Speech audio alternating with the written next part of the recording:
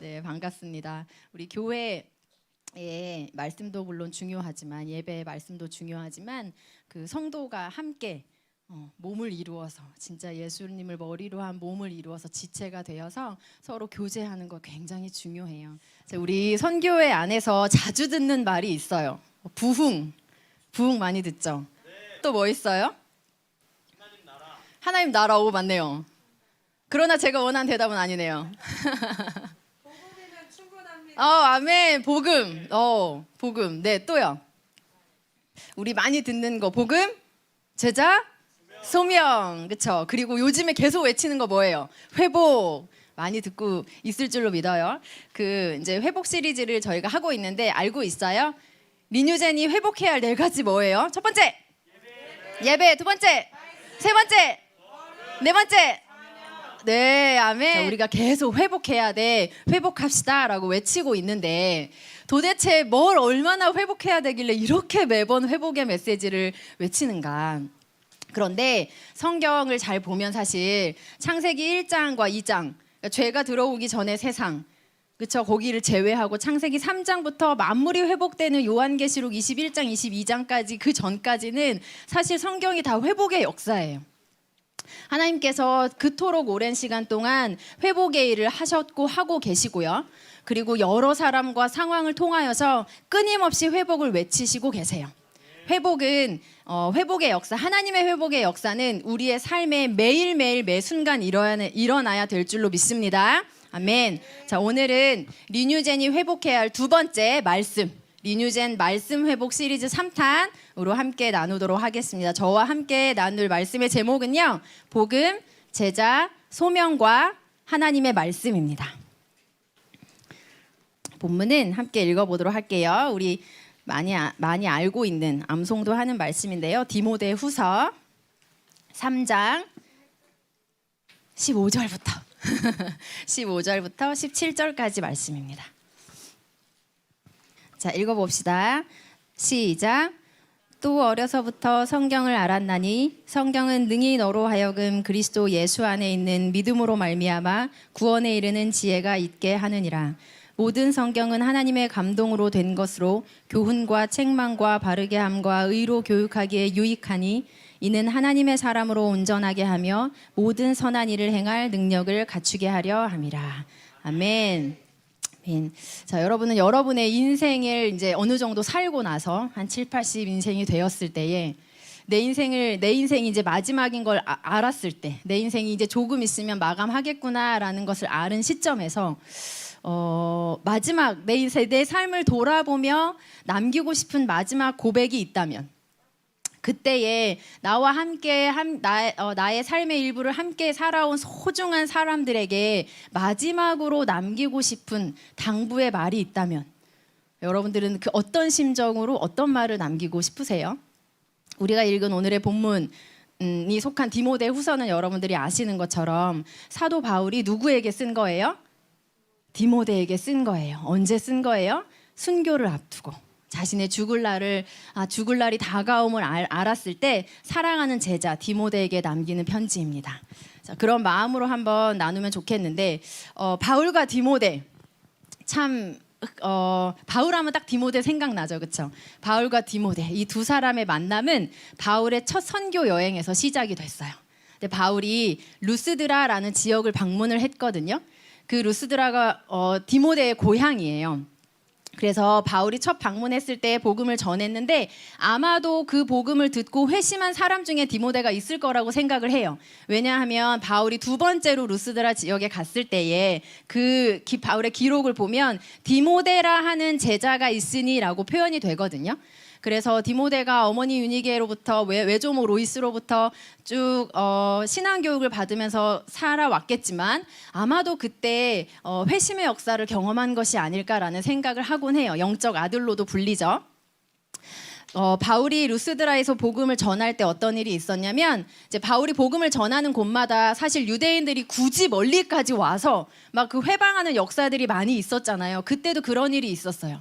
유대인들이 다른 지역에서 그 루스드라 지역에 방문을 해가지고 사람들을 막 충동질을 해요. 그래서 사람들이 바울을 괘씸히 여기고 돌로 치고 이제 죽은 줄 알고 끌어내는 일들이 있었어요. 디모데후서 3장 우리가 읽은데 조금 위에 보면 한 10절 11절 정도에 보면 디모데가 루스드라에서 바울이 고난당한 것을 목격했구나, 그걸 보았구나라고 알 수 있어요. 후에 이제 바울이 2차 선교 여행을 갈 때 디모데가 동행을 하기 시작을 합니다. 바울이 디모데를 뭐라고 불러요? 형제라고도 부르고 또 뭐라고 불러요? 아들. 참 아들, 사랑하는 아들, 내 아들, 이렇게 아들이라고도 불러요.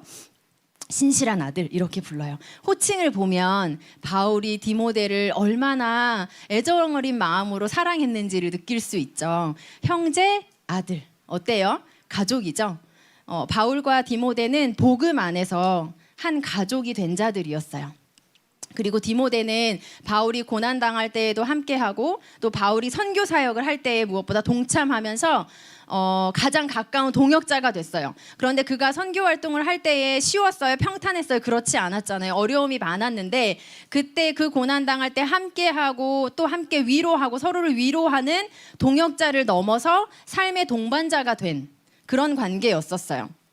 그 두 사람이 가장 가치 있다고 여긴 것이 뭐였어요? 복음이죠.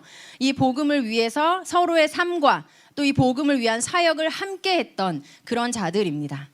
어떨까요? 우리 공동체를 이루고 살면은 그 작은 일 하나에 그렇게 히히거리고 좋고 깔깔거리고 또 작은 일 하나에 그렇게 마음이 상하기도 하고 그 희노애락을 같이 하잖아요. 공동체로 몸을 이루어서 살면 이 두 사람이 그 복음이라는 정말 귀중한 가치, 삶을 다 던진 그 가치로 남은 인생을 살아가는데 그 길을 어려움도 함께하고 또 복음을 전했을 때 열매가 일어나는 그 현장도 함께하고 하면서 진짜 희노애락을 함께한 동반자적인 관계였었어요. 디모데는 바울이 에베소 교회를 세웠죠. 그 바울이 에베소 교회를 떠난 후에 그러니까 그리 많지 않은 나이, 그러니까 젊은 디모데, 그러니까 젊은 나이로 에베소 교회에 남아서 목회를 이어가고 있었어요. 디모데가 목회하고 있는 에베소 교회는 어떤 교회예요? 바울이 세웠죠. 근데 바울이 3차 선교 여행 때 밟았던 지역이었어요. 근데 그 에베소 지역은 아볼로라는 사람을 통해서 복음이 전해진 곳이었는데 바울이 들어갔을 당시에 보니까 많은 사람들이 믿음이 좀 불완전한 거예요. 그러니까 뭐라고 이야기하냐면 성령의 계심을 듣지 못했습니다라고 말을 하거든요. 그러니까 그들의 믿음을 보고 바울이 그들의 믿음이 불완전하구나라는 것을 깨닫고 거기에서 에베소 교인들에게 예수에 대해서 전해요. 그러니까 그 사람들이 그 가르침에 반응을 하면서 성령이 그들에게 임하는 역사를 같이 경험했던 교회가 에베소 교회였어요. 바울이 한 2년 이상 에베소에 머물면서 회당에서도 가르치고 또 두란노라는 거 들어봤죠? 두란노라는 서원에서도 막 사역을 이어갔는데 나중에 폭동이 일어나서 거기를 떠나야 되는 상황이 생겼어요. 그래서 교인들한테 마지막 격려 인사를 하고 나서 바울이 어디로 갔냐면 마게도로 떠나요. 그러니까 그가 사도 바울이 2년 반의 시간, 꽤 오랜 시간이었어요. 바울의 사역 기간 동안에 꽤 오랜 시간 동안 거기에 머무르면서 고린도 전후서도 쓰고 로마서도 쓰기도 했던, 그리고 거기에 사역할 당시에 디모데를 고린도 교회로 파송하기도 했던 그때가 에베소 교회를 일으켰던 때였었어요. 바울이 그 교회를 떠나고 나서도 교회에 지대한 관심을 가지면서 그들이 어떻게 성장하는지, 그들의 영적 상태가 어떠한지를 깊은 관심을 보이면서 계속 교제를 이어갔었고요. 바울이 에베소를 떠나고 마게도냐에 있을 때 얼마 되지 않았을 때에 에베소에 남아서 목회를 하던 자가 누구예요? 자기의 영적 아들, 제자 디모데였어요. 그 디모데에게 보낸 편지가, 첫 번째 편지가 디모데 전서예요. 자신이 복음을 전하고 수고하여서 세운 소중한 교회예요. 그리고 그것을 이어받아서 교회를 세워갈 소중한 나의 영적 아들 디모데가 있어요. 바울은 누구보다도 디모데를 잘 알았겠죠. 그래서 그가 목회를 할 때에, 그가 교회를 이끌어 갈 때에 그의 약점이 잘 보완되고 정말 강건한 지도자로 성장하기를 바라면서 여러 가지 권면들을 했었어요. 그리고 바울이 마지막 유언으로 보낸 편지가 바로 디모데 후서입니다. 지금 바울의 상황, 디모데 후서를 쓰는 바울의 상황은 어떠냐면, 바울이 그 전에 로마에서 1차로 투옥됐던 때가 있었어요. 근데 그때는 2년 뒤에 석방이 됐어요. 그러니까 1차로 수감됐다가 석방된 후에 그 뒤에 또 전도 여행을 한 번 더 떠났는데 흔히 이거를 4차 선교 여행이라고 불러요. 그리고 나서 바울이 다시 두 번째로 2차로 로마에 투옥이 됐는데 디모데후서가 바로 그때 그 2차 로마 감옥에 투옥됐을 때 순교 직전에 기록된 것으로 보고 있어요. 그러니까 1차 투옥 때는 가택연금이라고 들어봤죠? 가택연금 상태였었어요. 그러니까 사람들이 방문해서 만날 수도 있고 또 그 만난 사람들에게 복음을 전할 수도 있고 뭐 어떤 당부의 말을 할 수도 있는 그런 때였었어요. 그런데 디모데후서를 잘 읽어보면 이거 사슬에 매인 것, 이거 매였다라고 표현되는 부분들이 나오는데 2차 수감 때에는 사슬에 매인 상태로 감옥에 있었어요. 그리고 마지막에 디모데후서 4장에 보면 그 따뜻한 옷을 좀 가져다 달라고 부탁을 하거든요. 그러니까 바울이 지금 어떤 상태에서 추워지는 상태에서 이제 감옥에서 몸이 점점 약해지고 있었을 거예요. 사람들이 찾아올 수 없는 거. 그 당시의 감옥은 지금 우리의 교도소와는 개념이 정말 다르거든요. 사람들이 찾아올 수 없는 거, 만날 수 없는 상태, 외로웠을 거예요. 그 가운데 바울이 디모데를 다시 보고 싶어 하면서 그가 방문하기를 바란다 라는 것을 남기고 있습니다. 복음을 위해 막 달려왔어요. 그리고 감옥에서 인생의 마지막이 다가옴을 알고 있어요. 느낄 수 있어요. 제자들도 보고 싶겠죠. 동역자들도 만나고 싶을 거예요. 그들을 만나서 당부도 하고 싶겠죠. 격려도 하고 싶을 거예요.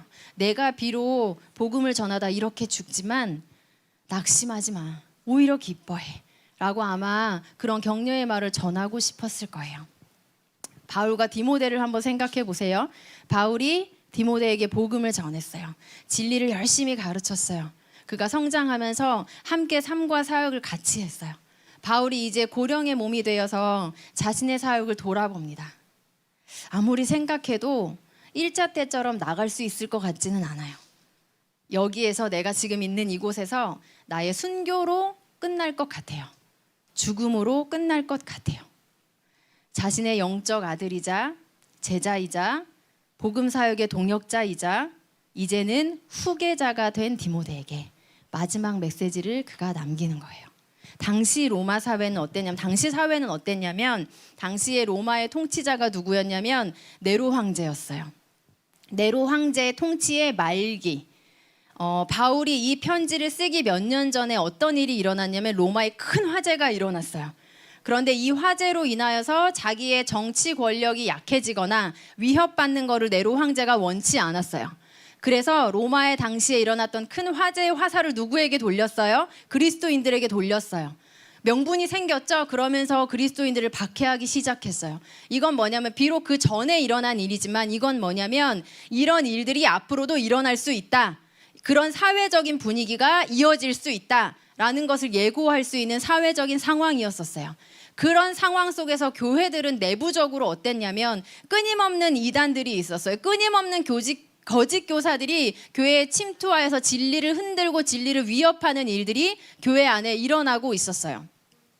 그런데 예수님 떠나셨어요. 그렇죠? 예수님의 제자들도 그 당시에는 대부분 순교했어요. 많은 사람들이 죽었어요.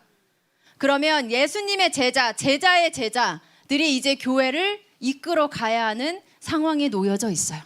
사회적으로 그런 위협 속에서 교회 안에 진리를 흔드는 위협 속에서 이제 다음 주자들이 이 바톤을 넘겨받아야 하는 때인 거예요. 그때 사명자 디모데는 나이가 어리다는 이유로 교회에서 좀 어려움을 당하기도 하죠. 곤란을 당하기도 하죠. 진리를 뒤흔들어요. 진리를 잠식시키려고 해요. 이러한 사회적인 물결과 교회 안에 이런 일들이 젊은 사역자에게 앞으로도 끊임없이 닥쳐올 것이 충분히 예상이 돼요. 바울은 어떠한 마음으로 이 메시지를 남겼을까? 바울은 어떠한 마음으로 디모데후서를 썼을까? 그가 붙잡았던 표대, 그가 기다리던 하나님 상급, 하나님 나라. 디모데가 그것을 붙잡고 바라보며 앞으로 겪게 될 모든 어려움들을 잘 이겨나기를 바랬을 거예요. 바울이 말합니다. 디모데후서 3장 1절이에요. 너는 이것을 알라. 말세에 고통하는 때가 이르러. 말세에 고통하는 때가 이를 거래요. 그때 세상의 모습이 어떠냐면요. 3장 2절부터 8절까지 한번 같이 읽어보겠습니다. 시작. 사람들이 자기를 사랑하며 돈을 사랑하며 자랑하며 교만하며 비방하며 부모를 거역하며 감사하지 아니하며 거룩하지 아니하며 무정하며 원통함을 풀지 아니하며 모함하며 절제하지 못하며 사나우며 선한 것을 좋아하지 아니하며 배신하며 조급하며 자만하며 쾌락 사랑하기를 하나님 사랑하는 것보다 더하며 경건의 모양은 있으나 경건의 능력은 부인하니 이 같은 자들에게서 내가 돌아서라. 그들 중에 남의 집에 가만히 들어가 어리석은 여자를 유인하는 자들이 있으니 그 여자는 죄를 중히 여기지고 여러 가지 욕심에 끌린 바 되어 항상 배우나 끝내 진리의 지식에 이를 수 없느니라. 얀네와 얀브레가 모세를 대적한 것 같이 그들도 진리를 대적하니 이 사람들은 그 마음이 부패한 자요 믿음에 관하여는 버림받은 자들이라. 아멘. 도덕적으로 영적으로 타락한 말세의 일을 고통하는 때의 모습을 보니까 도덕적으로 영적으로 타락한 사람들의 모습이 쭉 그려지고 있어요. 그런데 이 사람들이 경건의 모양은 있는데 경건의 능력이 없다란다는 것은 뭐예요? 교회 밖에 있는 사람들만은 아니라는 거예요. 그렇죠? 경건의 모양을 갖추고 교회 안에 있는 자들도 이러한 모습으로 살아가는 고통의 때가 이를 거라는 거예요. 자, 이렇게 한번 바꿔볼게요. 너는 이것을 알라. 말세의 때가 이르러 사람들이 하나님을 사랑하며 하나님을 자랑하며 겸손하며 칭찬하며 부모를 존경하며 감사하며 거룩하며 사랑하며 용서하며 절제하며 친절하며 선한 것을 좋아하며 다른 어떤 것보다 하나님을 사랑하며. 여러분 어때요? 와, 이게 진짜 천국 같죠? 상대적으로 두 개를 비교해서 봤는데 이 말세에 고통하는 때란 어떤 때일까? 기록된 말씀은 제가 읽은 것과 같지 않아요. 정반대예요. 어떤 때예요? 모두 다 하나님의 뜻과 반대되는 것들이 기록되어 있어요. 하나님의 영광, 하나님의 경외함, 하나님의 말씀에 순종함, 사람을 사랑함, 사람을 사랑하여 돌봄, 이런 것들은 찾아볼 수 없어요. 말세에 고통하는 때는 어떤 때예요? 하나님을 전심으로 사랑하여서 경건의 모양과 능력을 함께 갖춘 그리스도인을 보기 어려운 때, 이웃사랑의 명령에 순종하여서 자신을 사랑함같이 이웃을 돌보고 사랑하는 자를 찾기 어려운 때, 마땅히 사랑해야 할 대상을 사랑하지 않음으로 인해서 사람들은 전부 자기를 사랑하고 자기의 만족을 위하여 다른 것을 탐닉하는 때, 하나님에 대한 올바른 지식과 바른 믿음을 가지지 못하고 그 마음이 부패하여 그럴싸한 신앙생활을 하고 있을 때, 그때가 말세의 일을 고통하는 때라는 거예요. 말세의 일을 고통하는 때는 어떤 때예요? 하나님을 사랑하고 이웃을 사랑하는 하나님의 말씀, 하나님의 계명이 지켜지지 않는 때예요. 디모데후서 3장 12절에 이렇게 이야기합니다. 무릇 그리스도 예수 안에서 경건하게 살고자 하는 자는 박해를 받으리라. 이 말세에 고통하는 때에 그리스도 예수 안에서 내가 배운 바대로 경건하게 살고자 하는 자들은 박해를 받는다는 거예요. 경건이 뭐예요? 하나님을 사랑하는 우리의 진심 어린 마음, 전심, 플러스 그 마음이 우리의 외면으로 드러난 우리의 외적인 삶을 다 포함하는 게 경건이죠. 그러한 삶을 사는 것, 그런 자들은 말세에 고통하는 때에 박해를 받을 거야 라는 것이 바울이 쓰고 있는 시대상이라는 거예요. 제가 바울과 디모데의 관계를 이야기했어요. 그리고 디모데의 현재 상황, 교회를 이끌고 있는 지도자로서의 디모데에 대해서 이야기를 했어요. 그리고 바울의 상황, 죽음을 앞두고 있는 바울의 상황. 자, 이렇게 고통하는 때에 살아가고 있는데 바울은 이제 더 이상 디모데 곁을 지켜줄 수 없어요. 더 이상 함께 고난의 길을 겨루면서 서로를 위로하고 힘을 주고 격려해 줄 수 없어요. 더 이상 자신의 입술로 디모데에게 진리의 말씀을 전하고 가르치는 일을 할 수 없어요. 그때 무엇이 사랑하는 아들 디모데가 자신의 사명을 다하도록 힘을 줄 수 있을까? 그때 무엇이 진리가 공격을 받아 흔들리는 교회를, 그가 정말 생명과 같이 사랑하는 교회를 무엇이 견고하게 할 수 있을까? 그때 무엇이 하나님의 백성들을 마음의 부패로부터 지켜내서 하나님을 사랑하고 이웃을 사랑하는 삶을 살게 할 수 있을까? 이 마음을 가지고 오늘 본문을 다시 한번 읽어보도록 하겠습니다. 디모데후서 3장 한 절 더 해서 14절부터 읽을게요. 14절부터 17절 말씀입니다. 시작.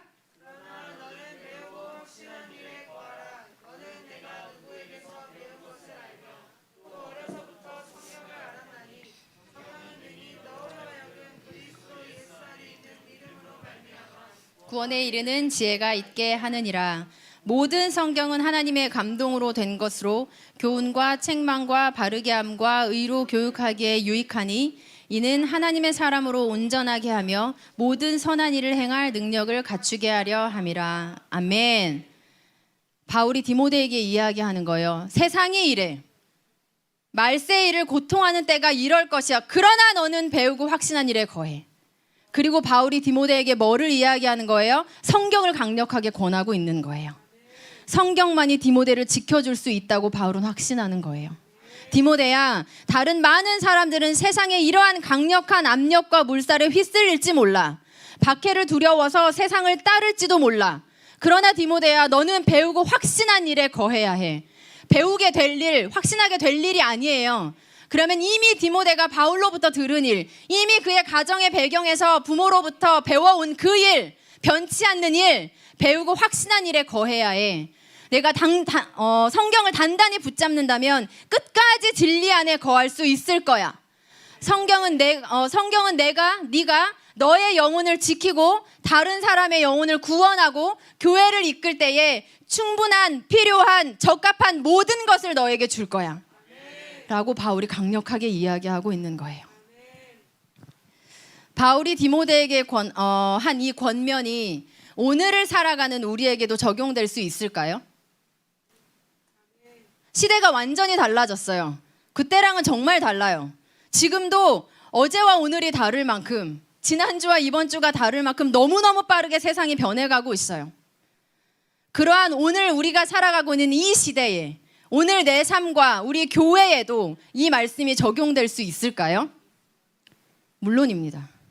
적용될 수 있습니다. 아멘. 왜 그럴까요? 왜 그럴까? 그때에도 고통하는 때예요. 지금도 고통하는 때예요. 매우 익숙하죠. 우리의 삶에도 몇 개씩 발견할 수 있죠. 너무 익숙하죠.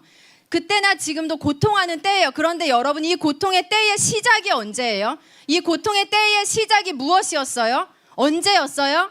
에덴 동산이었어요. 무엇이었어요? 하나님의 말씀을 거역한 것이었어요. 에덴 동산에서 하나님의 말씀을 거역한 것이 모든 악과 인간의 모든 비참한 삶의 시작이었다는 거예요. 다만 오늘의 때가 아니라 그때가 시작이었다라는 거예요. 하나님께서는 하나님의 말씀으로 세상을 창조하셨어요. 어떤 창조였어요? 선한 창조였어요. 그리고 그의 말씀으로 세상을 다스리시는 분이세요. 창조된 인간은 어떤 역할을 해야 돼요? 하나님께서 창조하신 세상을 하나님의 말씀대로 다스리면서 하나님의 통치와 하나님의 왕되심을 드러내는 존재였어요. 그것을 거부한 거예요. 그때부터 인간 역사의 비참이 시작되었고 그때부터 사회의 모든 악이 출발해버린 거예요. 자, 그러면 무엇이 이 약한 상태, 이 비참한 상태, 이 고통의 때에 이러한 상태들을 원래대로 회복시킬 수 있을까요? 무엇이 가능할까요? 딱 한 가지 유일한 것이 있어요. 뭐예요? 처음에 잃어버렸던 그것. 하나님의 말씀. 하나님의 말씀으로 돌아가는 것만이 지금 이 상태를 회복시킬 수 있는 유일한 것입니다. 아멘. 그런데 여러분, 하나님께서 그의 말씀으로 이미 이 회복을 시작하셨어요. 그래서 오늘 우리가 말씀으로 이걸 시작할 수 있어, 회복할 수 있어라고 말할 수 있는 거, 하나님이 시작하셔서. 하나님의 말씀을 거부한 것이 죄인데 하나님 앞에 죄를 범하고 죄로 인해 죽어 마땅한 자들 하나님이 친히 찾아오심으로 시작을 해버리셨어요. 이것이 기독교예요. 기독교는 계시의 종교예요. 신이 인간에게 자신을 계시한 유일한 종교가 기독교예요. 그래서 기독교는 한 권의 책 위에 세워진 종교이다라는 말도 있어요. 한 권의 책이 뭐예요? 성경이죠. 기독교는 절대 체험의 종교가 아니에요. 기독교는 절대 명상과 수행의 종교가 아니에요. 고뇌와 번뇌의 종교가 아니에요. 하나님께서 죄인들을 친히 찾아오심으로 시작된 유일한 참 종교입니다. 그것이 기독교입니다. 하나님이 찾아가셨어요. 자신을 계시하셨어요. 그런데 하나님이 자신을 계시하시면서 하나님의 백성들에게 백성들이 충분히 이해할 수 있도록 무엇으로 계시하셨냐면 말씀으로 계시하셨어요. 하나님은 하나님의 말씀을 애매모호하게 애둘러서 전하시는 분이 아니에요. 혹은 하나님은 일부 사람들, 특별한 종교 지도자들, 아니면 특별한 선교사와 같은 그런 어떤 직분을 가진 자들에게 그 사람들에게만 말씀하시는 분이 아니에요. 하나님은 자기 백성 모두에게 말씀하시되 명확하게 자신의 뜻을 계시하시는 분이십니다. 아멘. 고대 많은 종교들은요, 비밀 교리를 가지고 있었다고 해요. 그러니까 그런 종교들에서는 그 지식을 아는 신이 주었다라고 하는 그 지식을 아는 소수의 사람들이 있는 거예요. 그러니까 어떤 신이 있는데, 그리고 그 신이 세상에 대한 어떤 계획과 뜻이 있는데 그 계획이 몇 사람에게만 알려진 거야. 은밀하게 몇 사람에게만 전달된 거야. 라는 것들이 있었어요. 자, 그러면 그걸 아는 자는 자신을 어떻게 여겨? 난 참 특별해. 난 이 계시를 아는 자야. 이렇게 여기겠죠. 그리고 상대적으로 그걸 갖지 못한 사람은 어때요? 야, 저 사람 대단해. 저 사람은 그 계시를 가진 자야. 이렇게 되겠죠. 고대 종교는 이런 것들이 있었어요. 여러분, 우리 하나님은 그런 분이 아니에요. 처음부터 그분의 뜻을 아주 명확하게 모든 하나님의 백성들이 알도록 말씀하시는 분이십니다. 구약시대에 물론 모세가 하나님의 율법을 받을 때 보면 백성들과 함께 받지는 않았어요. 그렇죠? 왜요? 하나님의 말씀을 대면하면 죽으니까. 그래서 중보자 모세가 대표하여 말씀을 받았어요. 그런데 모세에게는 어떤 사명이 있었어요? 하나님께 받은 말씀을 혼자 알고 있어야 되는 사명이 있었던 게 아니에요. 하나님께 받은 말씀을 그대로 모든 백성들이 알고 준행할 수 있도록 가르치고 전달하는 사명이 있었어요. 뭐예요? 하나님은 하나님의 뜻을 소수의 몇 명에게만 알게, 혹은 전달은 되는데 모호하고 잘 모르게 전달하시는 분이 아니라 충분히 알 수 있도록 모든 자에게 명확하게 말씀하시는 분이라는 거예요. 아멘. 디모데후서 3장 15절에 성경이라고 우리나라 말로 번역이 됐잖아요. 이 원래 언어에서 성자로 사용된 원어가 히에로스라는 단어를 썼어요. 이게 무슨 의미냐면 신성한이라는 뜻이에요. 성경이 왜 신성해요? 기록된 종이와 잉크가 신성해서 신성해요? 기록된 저자들이 굉장히 특별한 사람이어서 성경이 신성한 책이에요? 아니에요. 성경을 신성하다라고 표현한 이유는 뭐냐면 성경이 담고 있는 메시지가 신성하기 때문이에요. 성경의 주인 되신 분이 신성하기 때문에 그가 기록하신 성경이 신성하고 특별한 거예요. 성경은 무엇입니까? 하나님께서 자기 백성에게 직접 전하신 하나님의 말씀입니다. 이 하나님의 말씀으로 돌아가는 것만이 무너진 모든 것을 회복하는 유일한 길입니다. 아멘. 자, 그러면 하나님께서 성경을 주신 데에는 목적이 있어요. 제가 3가지로 나눠서 볼 건데, 자, 첫 번째 디모데후서 3장 15절입니다.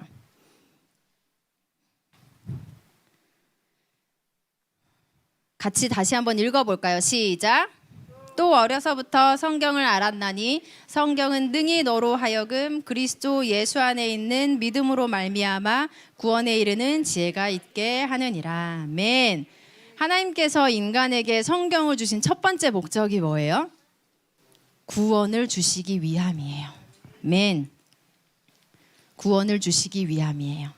제가 읽어드려 볼게요. 오직 이것을 기록함은 너희로 예수께서 하나님의 아들 그리스도이심을 믿게 하려 함이요 또 너희로 믿고 그 이름을 힘입어 생명을 얻게 하려 함이니라. 아멘. 기록하셨는데 이 기록의 목적이 무엇이냐면 예수께서 하나님의 아들 그리스도이심을 믿게 하려고. 그런데 이 믿음은 어디로 인도해요? 그 이름을 힘입어서, 내가 믿는 그 이름을 힘입어서 이 믿는 자들로 하여금 생명을 얻게 하는 대로 이르르게 해요. 성경의 목적이 뭐예요? 우리에게 구원을 주시기 위해서 하나님께서 기록하신 책이라는 거예요. 하나님께서 작정하신 구원이 어떻게 우리에게 적용이 돼요? 성령님을 통해서 적용이 되죠. 알 수 있도록, 그쵸? 알 수 있도록. 구원이 글귀를 통해서 주어지는 건 아니잖아요, 그쵸? 알 수 있도록 성령께서 우리 안에 일하심을 통하여서 적용이 되는데, 그런데 성경이 그 구원에 이르는, 성령께서 우리를 이끌어서 주시는 그 구원에 이르는 지혜가 있다라는 거예요. 성경이 우리로 알게 하는 거예요. 아, 세상을 시작하신 하나님이라는 분이 계시구나. 그분의 말씀이 있었는데 그분의 말씀을 거역한 것이 죄이구나. 그것이 나의 죄구나. 그런데 하나님께서 자기 아들 예수 그리스도를 이 땅에 보내셔서 나를 대신하여 그 죄의 형벌을 받아 죽게 하셨구나. 그것을 믿는 자가 예수께서 하신 그 일로 말미암아, 그 죄사함으로 말미암아 영생을 얻는 거구나를 성경을 통해 알게 하신다라는 거예요. 뭐예요? 우리를 끌어서 구원의 지혜로 이끌어 주신다라는 거예요. 이 성경이. 여러분, 구원에 대한 모든 지식이 성경 안에 있어요. 그 어떤 것도 인간의 비참한 삶 혹은 사회에 이런 악한 현상들에 대한 답을 주지 못해요. 그 어떤 것도 죄인을 구원자 그리스도에게로 이끌 수 있는 것은 없어요. 그 어떤 것도 그 어느 누구도 구원의 도와 구원의 지혜를 가르쳐 줄 수 있는 것이 없어요. 하나님의 말씀 외에는 그것이 불가능해요. 고린도전서 1장 21절 말씀입니다. 하나님의 지혜에 있어서는 이 세상이 자기 지혜로 하나님을 알지 못하므로 하나님께서 전도에 미련한 것으로 믿는 자들을 구원하시기를 기뻐하셨도다. 자기 지혜로 알 수 없대요. 세상 지식으로 알 수 없대요. 성령께서 하실 수 있는 이 능력을 가진 것이 세상 어디에 있겠습니까? 세상은 성경에 대한 이러한 믿음을 흔들어 놓으려고 해요. 왜 꼭 성경이어야 해? 성경이 과연 완전해? 과연 성경만으로 충분한 거야? 네. 성경은 구원에 있어서 100% 완전하고 100% 충분한 하나님의 말씀입니다. 아멘. 아멘. 성경은 우리의 구원을 목적으로 하나님께서 한 자 한 자, 정말 한 자 한 자 직접 그의 생기를 불어넣어 주신 살아있고 생명력 있는 하나님의 말씀입니다. 완전한 하나님의 말씀은 항상 살아 역사하여서 우리에게 여전히 구원을 주고 계세요. 그것에 충분합니다. 아멘. 3장 16절 17절 다시 읽어볼게요. 디모데후서로 돌아가셔서 디모데후서 3장 16절에서 17절입니다.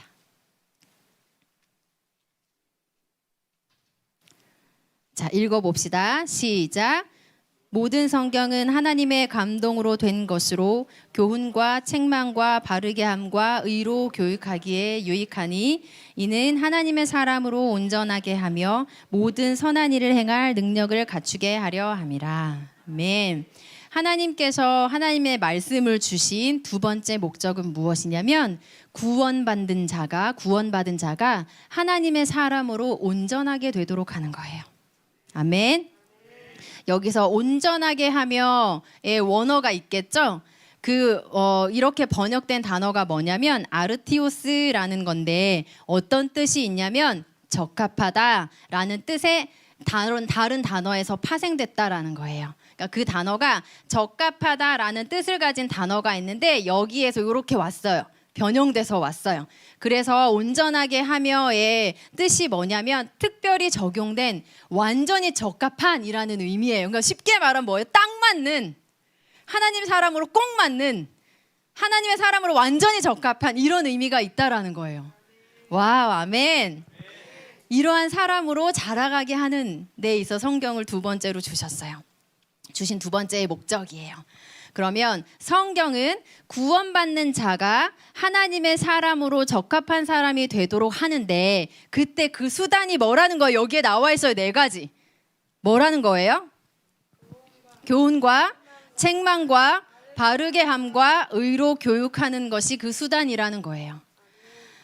자, 우리 15절에서 복음으로 구원받는 것부터 시작을 했어요. 성경이 우리를 죄인을 그리스도에게로 이끌어서 우리에게 완전한 생명을 주는 그러한 능력이 있는 책이다라는 것을 시작을 했어요.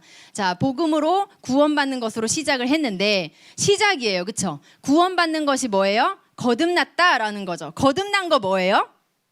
다시 태어난 거예요. 그럼 아기가 태어나면 어떻게 해야 돼요? 먹어야 돼요. 왜요? 살려고? 먹어야 돼요. 왜요? 살려고. 살아야지. 그냥 살기만 하려고? 애를 안 낳아서.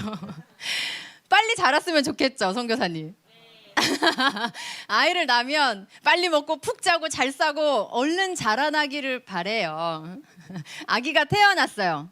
건강하게 먹고 자고 엄마랑 상호작용하고 교감하면서 이 아이가 자라가야 돼요. 구원. 예수 안에서 우리가 다시 태어났어요. 그렇죠? 다시 태어났어요. 그럼 이 태어난 아기는 자라야 돼요. 그런 어린 갓난아기만 이야기하는 것이 아니라 신앙에 있어서 우린 다시 태어난 거니까 그 태어남을 이야기하는 거예요. 자라가야 돼요. 그런데 이 자라남은 방향성이라는 게 있어요. 자, 우리가 아이가 태어났는데 이 아이가 사회적으로도 건강한 아이가 돼야겠죠.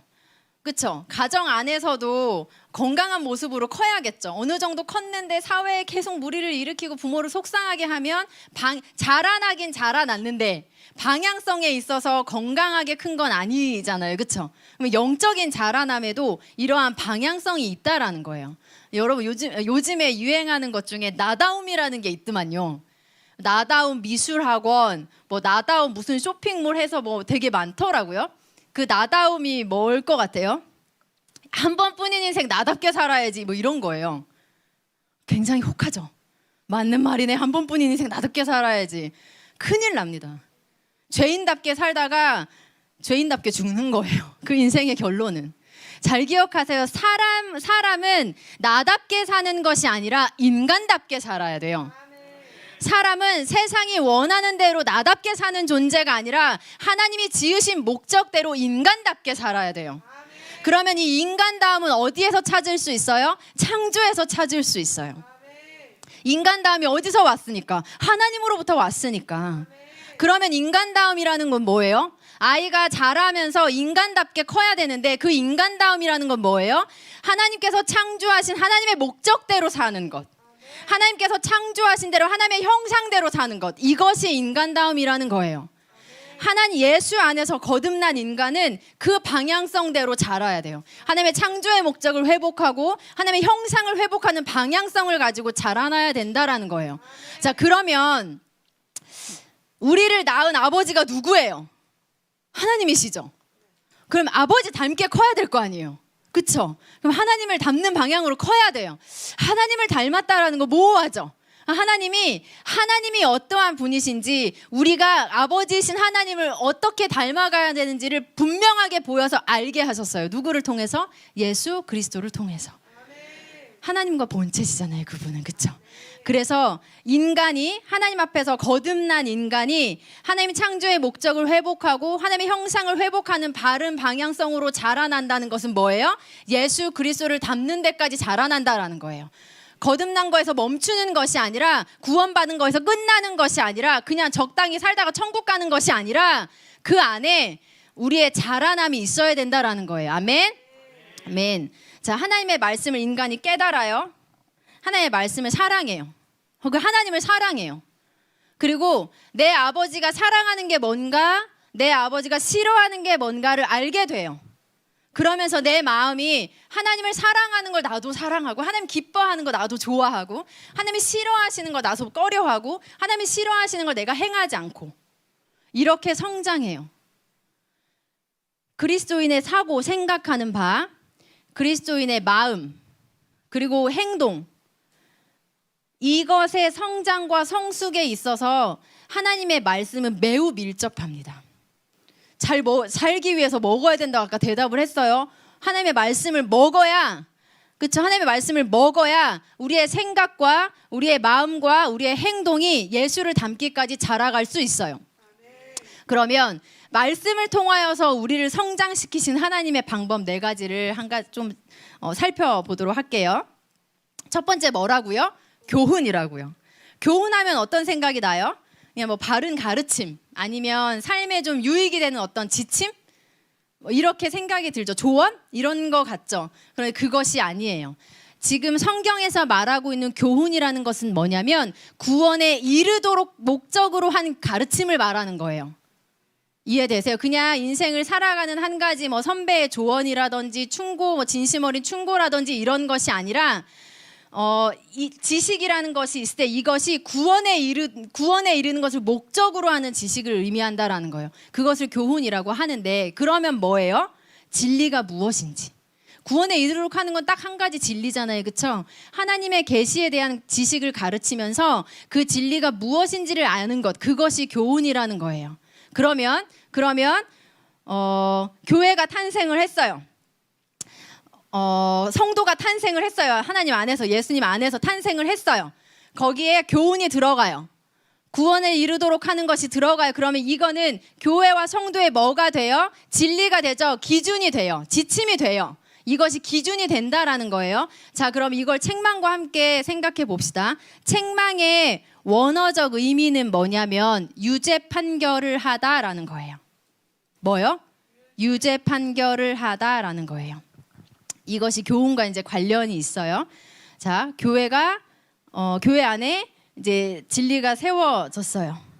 그러면 교회가 세워졌는데 진리라는 어떤 기준이 있을 때에 뭐가 드러나요? 진리가 아닌 것이 드러나죠.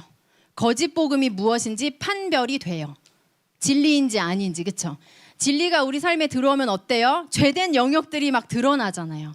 기준이 분명해지면 선과 악이 나뉘어요. 빛이 비춰지면 어때요? 어둠이 그 실체를 드러내요. 마치 이런 것과 같아요. 그런데 책망하면 약간 어떤 느낌이에요? 뭔가 조금 혼나는 거, 뭐 권면받는 거, 그렇게 하지 마라는 어떤 충고를 듣는 거, 아니면 그거보다 조금 강도 높은 징계, 이렇게 생각이 들잖아요. 그것이 아니에요. 여기에서 말하는 책망은 뭐냐면 죄를 확증시키는 것이에요. 뭐라고요? 죄를 확증시키는 거예요. 아까 제가 원어적 의미로 뭐라고 이야기했죠?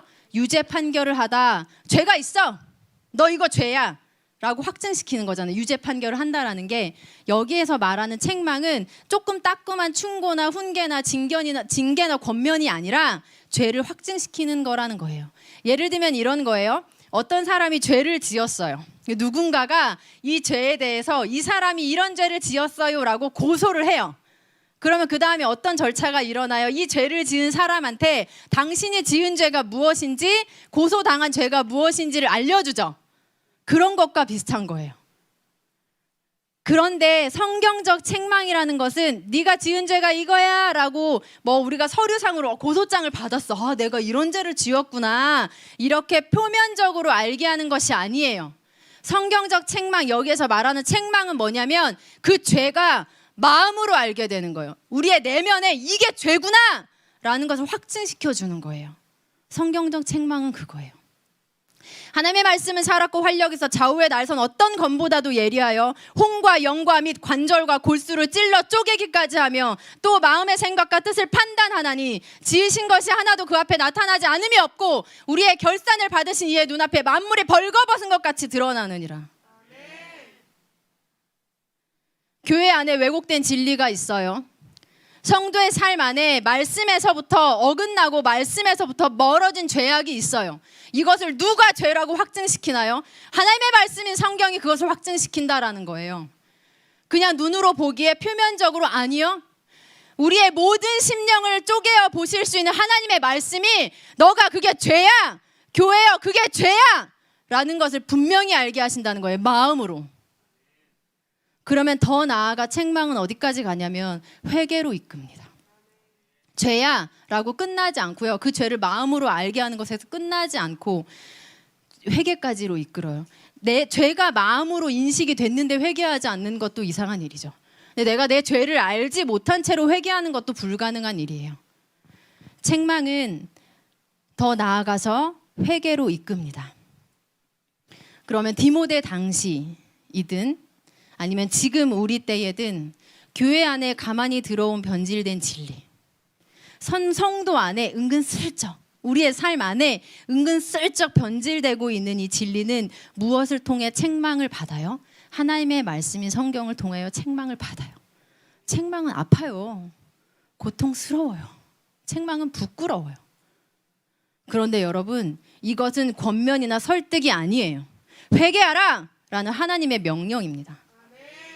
회개하는 게 좋겠어, 죄짓지 않는 게 좋겠어의 권면이 아니에요. 회개해 라는 하나님의 강력한 명령이에요. 하나님 말씀하십니다.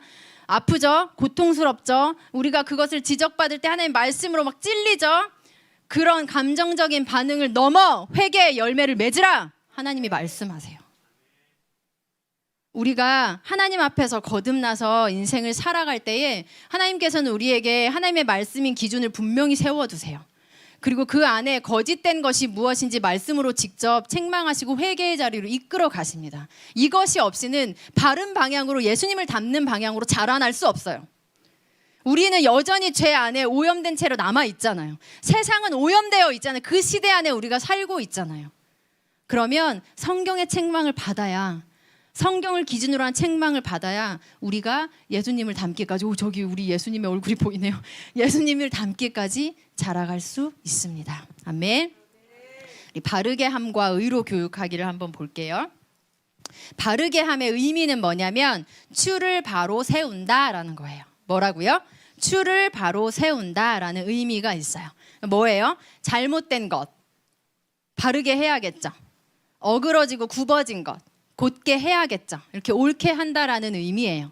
그러면 성령의 책망을 받았어요. 하나님의 말씀으로 책망을 받았어요. 죄가 폭로됐어요. 마음으로 자각됐어요. 그리고 회개하는 데까지 나아갔어요. 거기서 끝나는 것이 아니라 그 굽어진 것, 하나님이 죄라고 우리에게 유죄 판결하신 그것을 다시 틀어서 바르게 잡는 것을 해야 된다라는 거예요. 그러니까 뭐예요? 우리 안에 오염된 생각, 우리 안에 오염된 마음들이 비성경적인 방식에서 성경적인 방식으로 옮겨가는 것. 이것이 바르게 함이에요. 그럼 의로 교육하기는 무엇이냐면 훈련시키고 연단시키는 거예요. 뭐냐면 우리가 어린아이를 가르칠 때에 옳은 것이 무엇인지 알려주죠. 그런데 그 옳은 것이 한 번에 그 아이의 행동을 통해서 나오나요? 그럼 정말 나이스하죠, 그렇죠?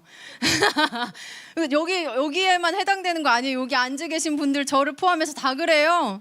그 수고를 누군가 한 거예요. 하나님이 하시고 우리 주변 사람들이 같이 하면서 옳은 것을 가르쳤어요. 그런데 그 한 번에 옳은 것이 수행돼서 삶으로 나오는 것은 아니에요, 그렇죠? 끊임없는 반복된 훈련이 필요해요. 우리의 삶 가운데 하나님의 말씀도 하나님의 말씀의 기준이 분명하고 거기에 대한 잘못된 것이 무엇인지 하나님 분명히 말씀하시고 책망을 받아 회개도 해요. 그리고 바른 방향으로 펴나가는 훈련들을 하는데, 노력들을 하는데 그것이 반복적으로 우리의 삶 가운데 훈련되는 것. 이것이 의로 교육한다라는 거예요. 그럼 의로 교육이니까 여기엔 두 가지 요소가 있겠죠. 한 가지는 하나님의 뜻을 기준으로 하는 의라는 것이 있고, 또 한 가지는 그것을 실행할 수 있도록 반복적으로 훈련하는 것. 이 두 가지 요소가 담겨져 있어요. 자, 하나님은요, 우리의 삶이 실제적으로 이러한 진리에 반응하여서 바르게 고쳐지고 의로 교육되기를 원하세요. 그래서 하나님의 형상대로 회복되고 하나님의 창조 목적대로 살아가기를 바라세요. 여러분, 근데 이거를 가볍게 여기면 안 되는 게 뭐냐면 다림줄이 뭔 줄 아세요? 다림줄 들어봤다. 다림줄이라는 게 성경에 나와요. 하나님은요, 구원받은 하나님의 백성이 니들 마음대로 살아봐, 잘 살 수 있을 거야 라고 방치하시는 분이 절대 아니거든요. 하나님은 예수님의 몸된 교회가 어찌다 보니 막 좌충우돌 이런 이 어려움을 겪어가지고 알아서 설 수 있도록 들불의 잡초처럼 건강 이렇게 하시는 분이 아니에요. 하나님은 분명하게 말씀을 주시고 그 말씀대로 살아갈 수 있도록 기회를 주세요. 그런데 하나님께서 분명히 알 수 있도록 하나님의 말씀을 주셨다라는 것은 그걸 가지고 하나님의 백성들을 달아보실 수 있다라는 거예요. 성경의 다림줄은 뭐냐면 아모스 말씀과 스가랴 말씀에 나오거든요. 다림줄이란 용도가 뭐냐면 이미 지어진 건물이 있어요. 그 건물이 제대로 잘 지어졌는지를 검사하는 도구예요. 그래서 그 건물이 그 다림줄이라는 기준에 합당하지 않으면 허물어 버려요. 이것을 하나님께서 말씀을 하시는데 뭐라고 말씀하시냐면 내가 다림줄을 내 백성 이스라엘 가운데 두고 라고 말씀하세요. 이 다림줄이 누구의 손에 들려진 다림줄이라고요? 하나님의 손에 들려진 다림줄이라고요. 하나님의 손에 들려져서 어디에 놓여진 다림줄이라고요? 이스라엘 백성들 가운데 놓여진 거라고요. 그러면 하나님께서는 기준을 두셨고 하나님의 말씀을 주셨고 이스라엘 백성들의 삶이 그 말씀에 옳은지 그른지를 심판하고 달아보신다라는 거예요. 명심하셔야 돼요. 여러분, 성경은, 하나님의 말씀인 성경은 그리스도인들이 자라가는 데 있어서 필요한 모든 것을 제공합니다. 그 자라남의 목적이 하나님의 사람으로 딱 맞게 되는 것, 하나님의 사람으로 완전히 적합하게 되는 것, 하나님의 사람으로 온전하게 되는 것이라면 성경은 그것만으로 충분한 양식이 돼요. 그리스도인의 자라남은 눈에 보이는 일부 몇 가지의 행동을 고쳐나가는 것이 아니에요. 예배 시간에 졸지 마, 사람들한테는 이렇게 섬겨야지 라는 그런 행위적인 지침이 아니에요. 그런 변화들이 아니에요. 총체적이고 전인격적이고 실질적인 변화예요. 이것은 지식이 많다고 되는 것이 아니에요. 세상 경험이 많다고 되는 것이 아니에요. 나이가 많다고 저절로 되는 것이 절대 아니에요. 교회에서 봉사일을 열심히 한다고 되는 것이 절대 아니에요. 말씀을 통한 성령의 역사가 있어야 가능합니다. 성령님께서는 하나님의 말씀을 통하여서 깨닫게 하시고 돌이켜 사랑하게 하시고 순종하게 하심으로 일하십니다. 성경은 그 성령님께서 일하실 때 충분한 도구가 됩니다. 아멘. 성경을 주신 세 번째 목적 보도록 하겠습니다. 3장 17절 다시 한번 읽어볼게요.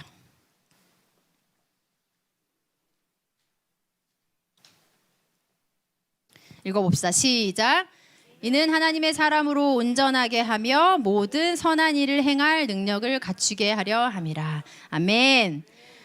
예수님의 복음을 안 자가 예수님을 닮아가는 것이 하나님의 사람으로 온전하게 되는 것이라고 이야기를 했죠.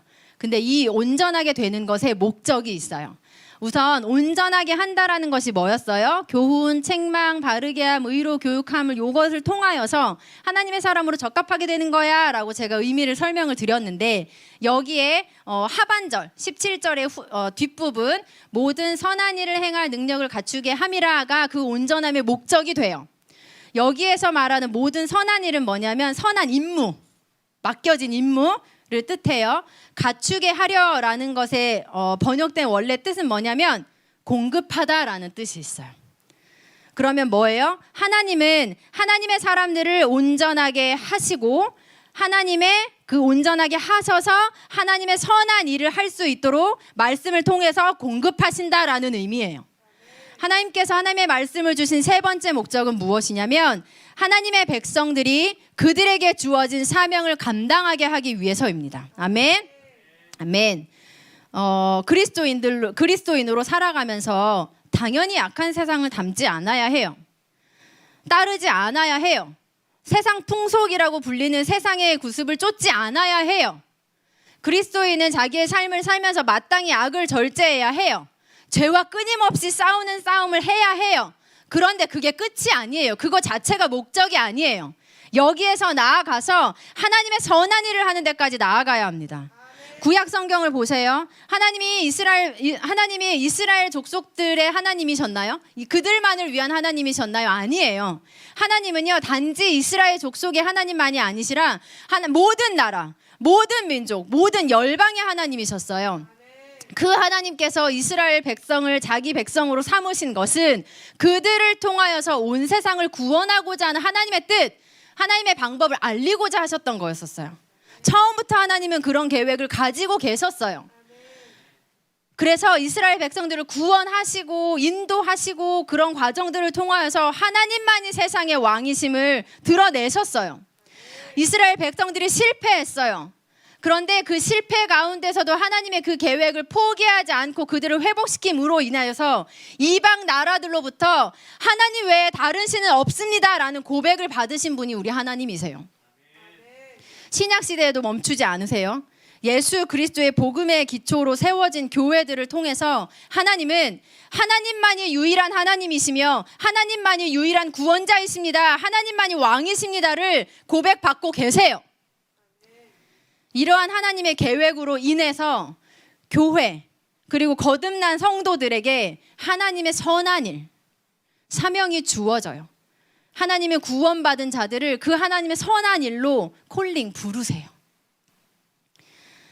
예수님을 믿고 구원의 진리를 아는 자들, 하나님의 아는 자들은 모두 다 각 시대마다 진리의 말씀을 전파하고 지켜내야 할 사명이 있습니다. 그리고 그 진리의 말씀을 그 당시 때만이 아니라 자자손손 대대로 지켜낼 수 있도록 전수해야 하는 사명을 가집니다. 말씀을 전파하고 말씀을 수호하고 말씀을 전수하는 사명을 가진다라는 거예요. 이것을 통하여서 하나님의 왕되심, 하나님의 구원자이심을 드러내야 하는 사명을 가지고 있어요. 모든 그리스도인들에게 주어진 사명입니다. 그런데 아까 우리 말씀 디모데후서 3장 12절에 읽은 것처럼 사도 바울이 말한 것처럼 하나님 사랑하기를 싫어하고 이웃 사랑하기를 싫어하는 그 시대에 하나님 사랑, 이웃 사랑이 없어서 자기를 온통 사랑하기로 바쁜 이 시대에 이 고통하는 때에 예수 안에서 이렇게 살고자 하는 자들은 뭐를 받아요? 박해를 받아요. 그러면 교회와 성도가 주어진 사명을 끝까지 감당해야 하는데 이 때에, 이 고통하는 때에 어떻게 감당할 수 있을 것인가? 로마서 15장 4절 말씀입니다. 읽어봅시다. 시작. 무엇이든지 전에 기록된 바는 우리의 교훈을 위하여 기록된 것이니 우리로 하여금 인내로 또는 성경의 위로로 소망을 가지게 함이니라. 아멘. 무엇이든지 전에 기록된 바는 우리의 교훈을 위하여 기록된 것이니 우리로 하여금 인내로 또는 성경의 위로로 소망을 가지게 함이니라. 마지막 때에 하나님의 말씀은 교회와 성도들을 소망으로 위로해요. 바울이 3장에서 이 말씀을 하고 4장에 보면 어떤 내용이 있냐면 읽어봅시다. 4장 1절부터 8절까지예요. 디모데후서로 다시 가시면 돼요. 디모데후서 4장 1절부터 8절이에요.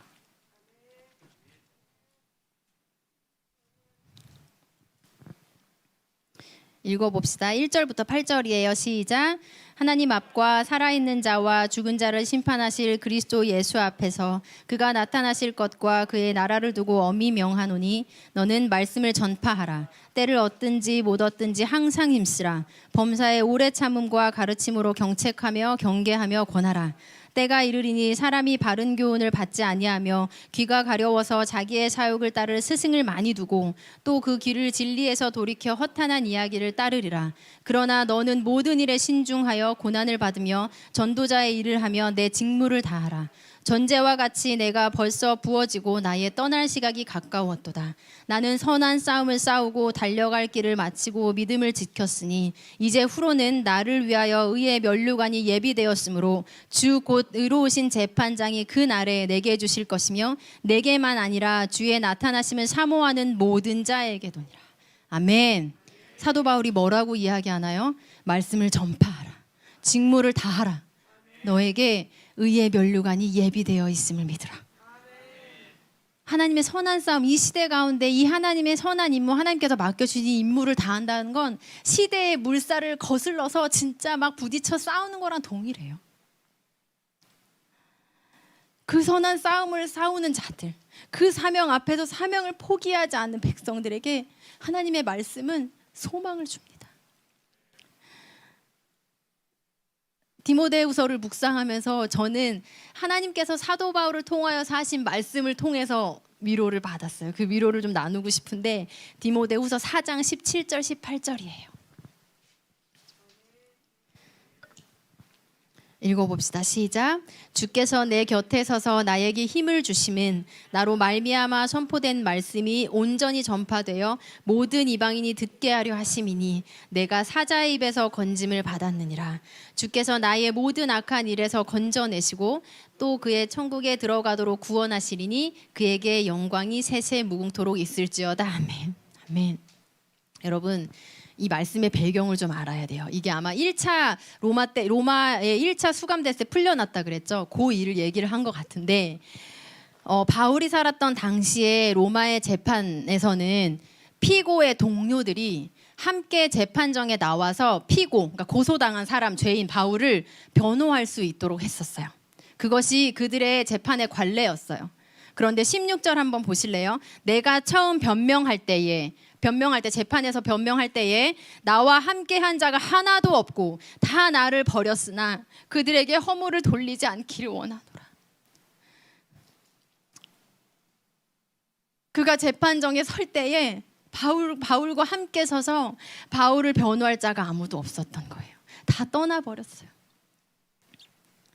왜냐하면 어찌 보면 바울을 변호하는 것이 그들에게도 위험한 일이었을 거예요. 그들의 신변에도 위험을 주는 일이었을 거예요. 그런데 여러분 17절을 보니까 바울이 선 그 재판정에 함께 하시는 분이 계셨어요. 누구세요? 주께서 내 곁에 계셔서, 주께서 내 곁에 서서. 누가 바울이 홀로 선 그 재판정에서 함께 하셨습니까? 바울의 구원자 예수 그리스도께서 그와 함께 하셨습니다. 여러분, 여기에서 곁에 서서라는 말은 돕기 위해 서다라는 의미예요. 힘을 주심이라는 건 뭐냐면 능력을 부어주신다라는 거예요. 바울에게 이거보다 큰 위로가 어디 있겠어요?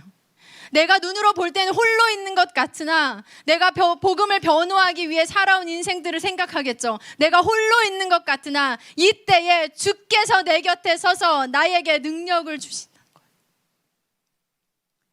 바울이 이 예수님의 함께 해주심에 힘입어서 로마 법정에서도 예수 그리스도의 죽으심과 부활의 말씀을 선포합니다.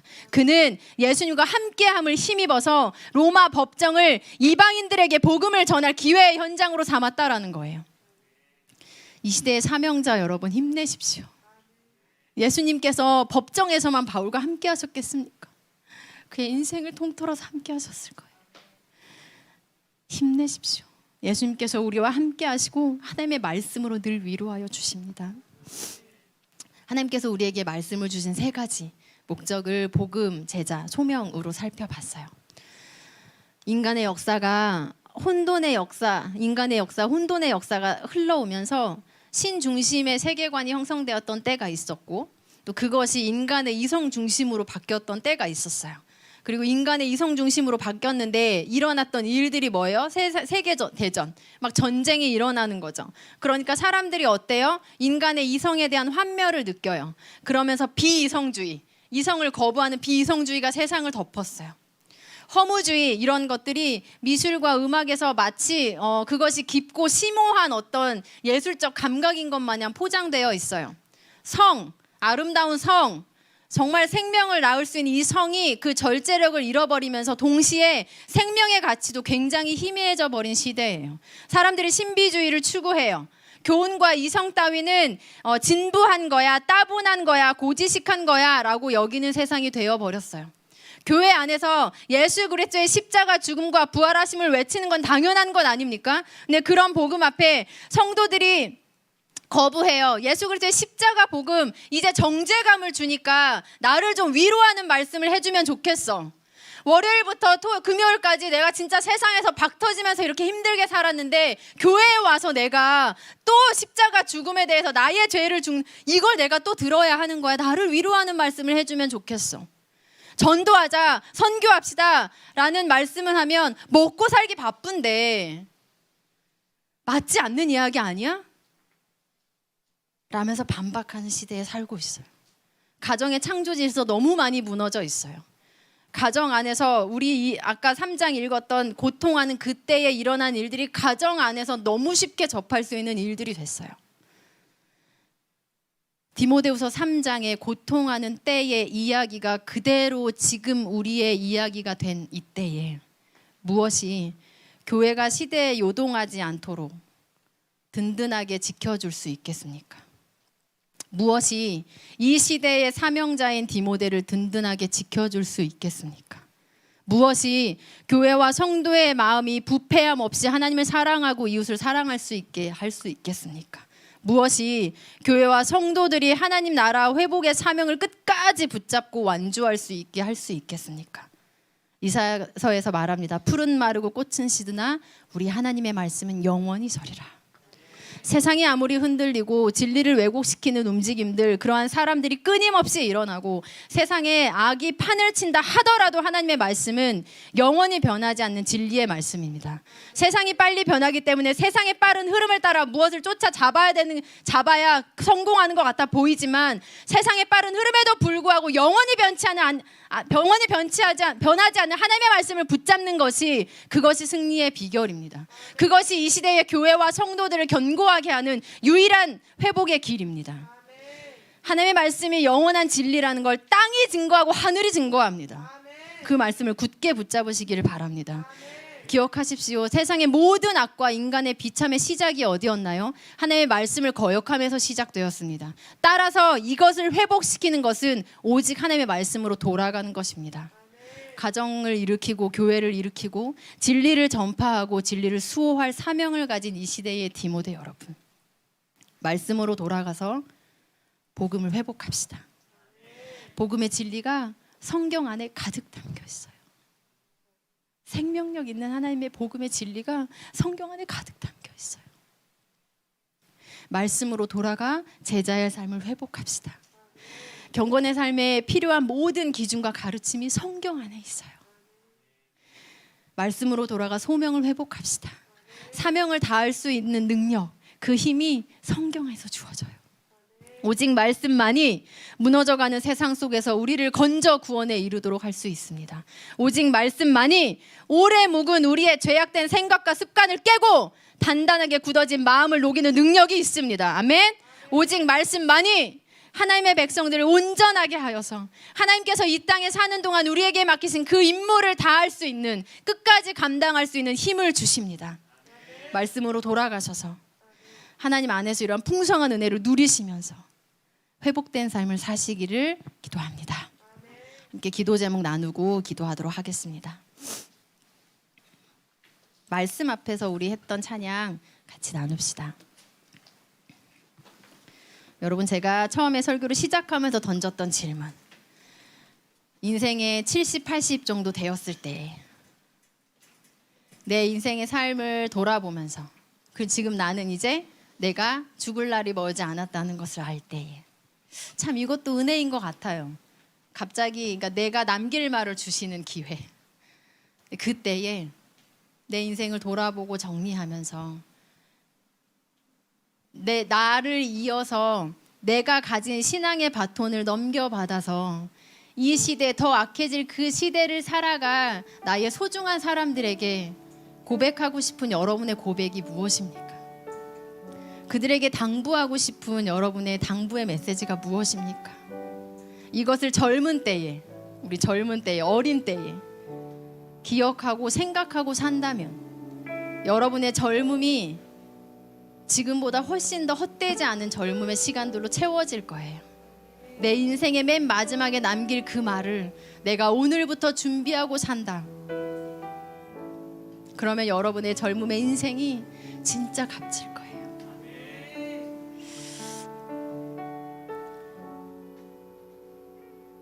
저는 이 찬양을 부를 때마다 가슴에 와닿는 딱 한 단어가 있어요.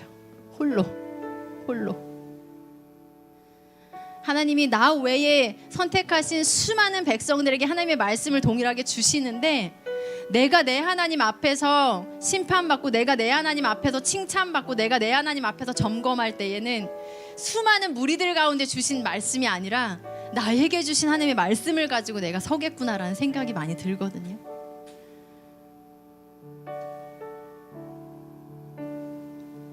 그만큼 하나님은 우리 한 사람 한 사람을 주목하여 보고 계신다는 의미일지도 모르겠어요.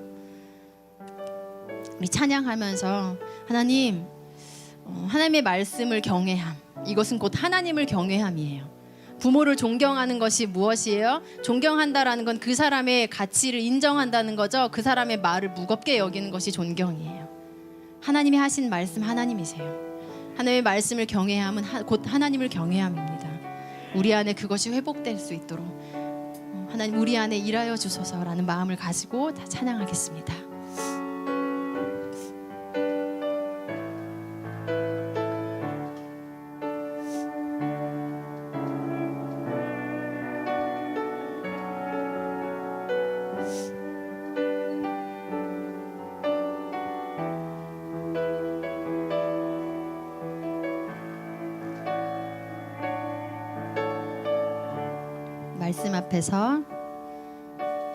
말씀 앞에서 경외함으로 주께 홀로 섭니다. 생명의 말씀 읽고 순종해 주를 예배합니다.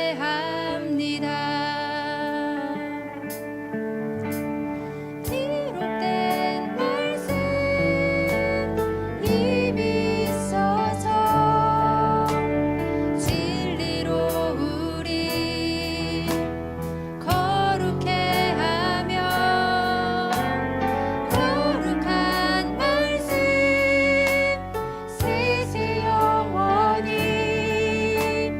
복음이 되어 말씀하시네. 하나님 말씀에 두려웠던 자 그 말씀이 생명을 거는 자 한 사람 찾으시니 주님의 약속을 믿어 하나님 말씀에 운명을 거는 자 순종하며 주 따라가는 자 영원한 하나님 나라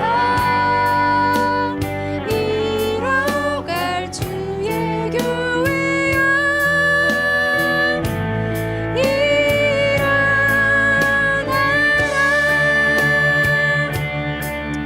우리가 함께 기도합시다. 첫 번째는 말씀에 대한 신뢰가 회복됐으면 좋겠어요. 여러분 남유다의 포로 시절을 아시죠?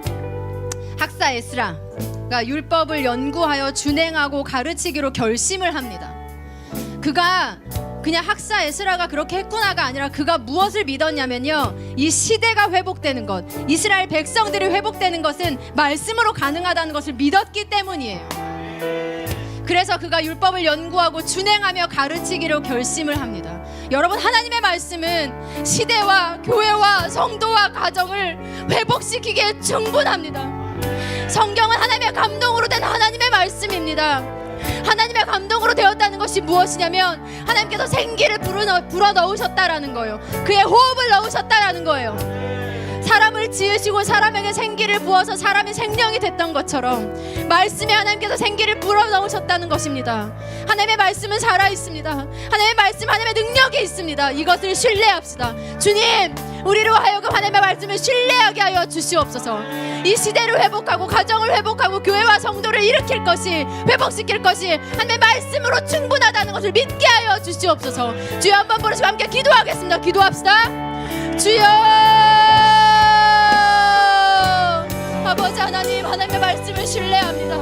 자랐고 운동력 있는 하나님의 말씀이 이 시대 가운데에, 하나님 교회 가운데에, 우리의 가정 가운데에, 하나님 정도의 삶 가운데에 임하실 때에 아버지 하나님, 우리가 하나님께서 창조하시는 목적대로, 아버지 하나님 지으셨던 원래의 아름다운 모습대로 회복될 것을 믿습니다. 주님, 말씀으로 창조하셨고 말씀으로 다스리시고 말씀으로 하나님 이 땅 가운데 임하시고 하나님 말씀으로 성도들을 가르치시고 인도하신 하나님의 말씀의 능력을 신뢰합니다.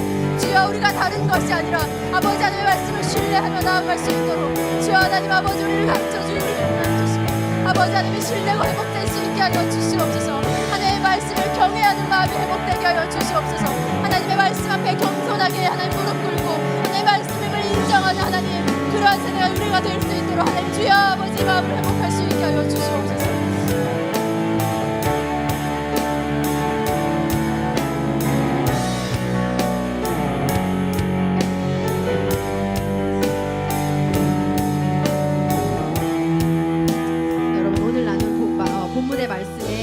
이렇게 나와요. 우리 너무 많이 외웠는데 모든 성경은 하나님의 감동으로 된 것으로 교훈과 책망과 바르게 함과 의로 교육하기에 유익함.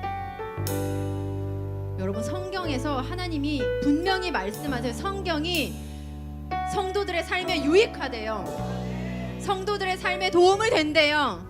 성도들의 삶에 이것이 유익하다고 하나님께서 성경을 통해서 스스로 말씀하셨어요. 여러분, 이것을 믿으십니까? 성경이 진짜 내가 인생을 살아가는 데에 내 인생의 목적이 진짜 예수 그리스도를 닮아가는 데까지 자라나는 거라면 이것이 나에게 하나님의 성령을 통해서 일하셔서 충분하다라는 걸, 유익하다라는 걸 믿으십니까? 하나님이 말씀하십니다. 모든 성경은 유익하니. 하나님의 말씀이 기록될 때에 성령께서 저자들에게 임하셨어요.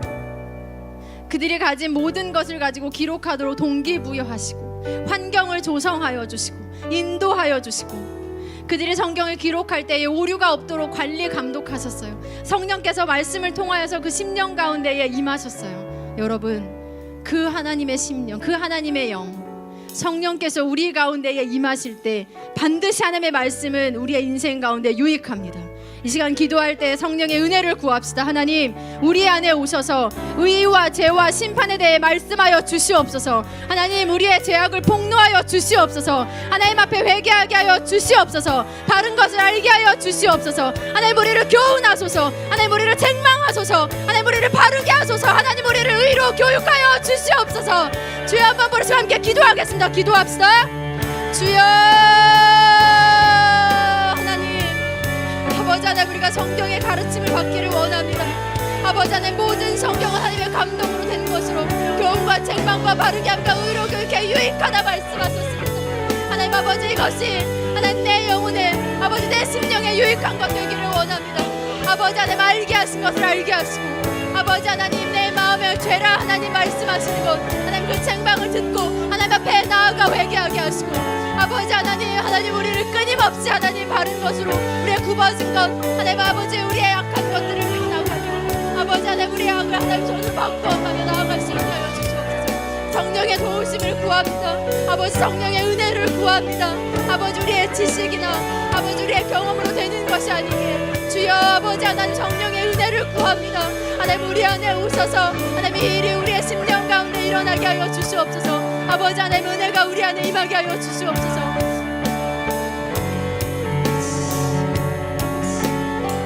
하나님, 아버지 시대와 이런 말씀 하나님, 주님 아버지 우리 안에 일하셔서 주시옵소서.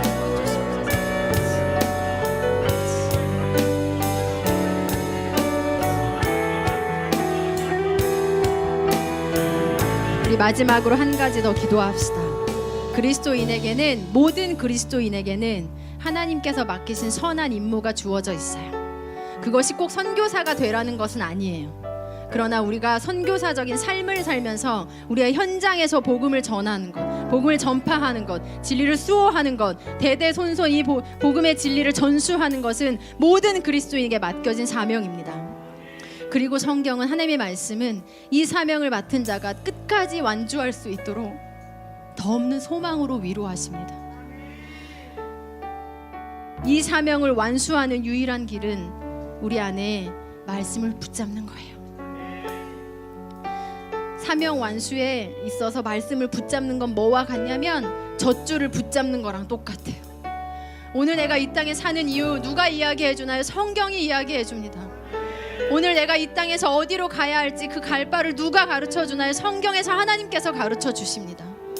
어떤 일의 목적과 동기를 무엇을 통해 돌아볼 수 있나요? 하나님의 말씀으로 돌아볼 수 있습니다.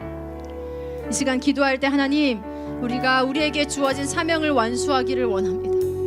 하나님, 우리가 선 땅에서 하나님 복음의 진리를 전파하고 전수하고 수호하는 자 되기를 원합니다. 하나님, 그럴 때에 말씀을 붙잡을 힘을 주시옵소서.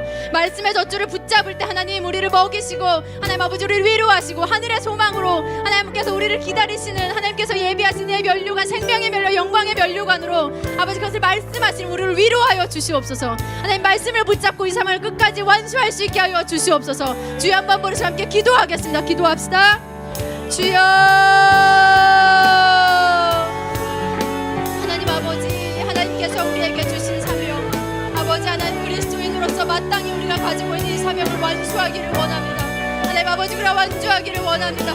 하나님 아버지, 사도 바울과 같이 수많은 믿음의 선배들과 같이 아버지 하나님, 하나님 나라의 표대를 두고 아버지 하나님께서 완성하실 그 하나님의 나라를 사모함으로 아버지 그 나라에 아버지 하나님께서 우리를 위해 준비하신 모든 예비된 멸류관을 누리며 아버지 하나님 정말 하나님을 만나는 그날을 향하여서 우리의 다름질이 지치지 않기를 원합니다. 주여 아버지 각 처소에서 사역하는 우리 선교사님들 하나님 힘을 더하여 주시옵소서. 아버지 하나님 각 처소에서 하나님 정말 하나님 자신의 삶을 바꾸며 수고하는 우리 학생들 아버지 하나님 그들을 붙잡아 주시옵소서. 아버지 하나님 열방에 흩어져 나아가 하나님 나라를 위하여 외치는 자들 하나님 아버지 그들에게 위로와 힘을 더하여 주시옵소서. 아버지 하나님 모든 자들 하나님의 말씀을 부여잡고 하나님께서 말씀하시는 바로 그들의 자라갈 목적을 점검하며 아버지 우리가 나아갈 바를 알게 하시고 아버지 한 걸음 한 걸음 하나님 말씀의 힘을 얻어 나아갈 수 있게 하여 주시옵소서. 아버지 하나님께서 우리를 통하여 하시고자 작정하신 그 일들이 아버지 일어나기를 원하오니 주여 우리를 말씀으로 사로잡아 주시고 하나님 우리가 말씀에 사로잡힌 자 되어서 아버지를 헌당할 수 있는 자 되게 하여 주시옵소서. 주님 아버지 우리 모두 다 사명자입니다. 하나님 이 시대의 사명자로 일어나게 하시고 아버지 하나님 우리에게 주신 하나님의 선한 인물을 위하여 기꺼이 수고하는 자가 되게 하여 주시옵소서. 아버지 하나님 하나님의 나라 회복을 우리의 가정에서 보기 원합니다. 우리의 교회에서 보기를 원합니다. 우리 공동체에서 보기를 원합니다. 하나님 이 땅에서 보기를 원합니다. 주님 아버지 하나님 우리를 통하여 무슨 일을 행하여 주시고 우리가 하나님께 붙들림 받으여 아버지 그 영광 함께 누리는 자 되게 하여 주시옵소서. 기도하겠습니다. 아버지 우리에게 찾아와 주셔서 감사합니다. 우리가 더듬어 하나님을 찾는 것이 아니라 하나님 우리에게 명확하게 말씀하여 주셔서 감사합니다. 구원의 도를 우리에게 보이셔서 감사합니다. 그 구원으로 우리를 인도하여 주셔서 이끌어 주셔서 하나님 너무 감사합니다. 우리에게 새 생명 주시고 예수 그리스도 닮기까지 하나님 그 회복에 필요한 모든 것들 자라남에 필요한 모든 것들을 우리에게 공급하여 주셔서 감사합니다. 아버지 하나님 나라의 소망 우리에게 분명하게 하셔서 하나님 이 땅에 살지만 땅에 속하지 않은 자로 하늘에 속한 자로 하나님 살아가는 삶을 살게 하셔서 감사합니다. 아버지 이 모든 것을 말씀하여 주셔서 감사합니다. 우리로 알게 하셔서 감사합니다. 우리로 사랑하게 하셔서 감사합니다. 하나님 이것을 붙잡을 수 있게 하셔서 감사합니다. 하나님 우리가 회복되기를 원합니다.